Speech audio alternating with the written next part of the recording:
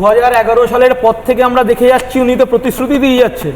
এই সরকার এখন ক্রমশ ভাতার সরকারের পরিণত হয়েছে। দেখতে পেয়েছি 2011 সালে উনি আসার পর থেকে একের পর এক এই যে শিক্ষায় দুর্নীতি, যেই এসএসসি 1998 সালে বামফ্রন্ট সরকার গঠন করেছিল, সেইখানে যে 2011 পর থেকে 12-13 সালের পর থেকে ক্রমাগত এরা ধারাবাহিকভাবে দুর্নীতি করেছে। তার ফল হচ্ছে যে পার্থ চ্যাটার্জির বান্ধবীর বাড়ির খাটের তলায় থেকে কোটি কোটি কোটি টাকা বেরোচ্ছে।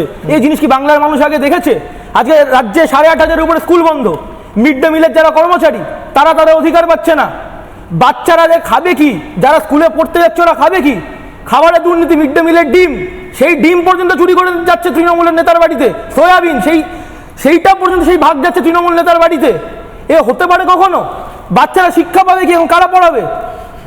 এই পরেশ পালের মেয়েকে আমরা দেখেছিলাম, এরা শিক্ষক। তৃণমূলের পুলিশ হচ্ছে রাস্তায় নামে পুলিশ। এই পুলিশ এখন হচ্ছে ক্রমশ হচ্ছে তৃণমূলের বি টিমে পরিণত হয়েছে।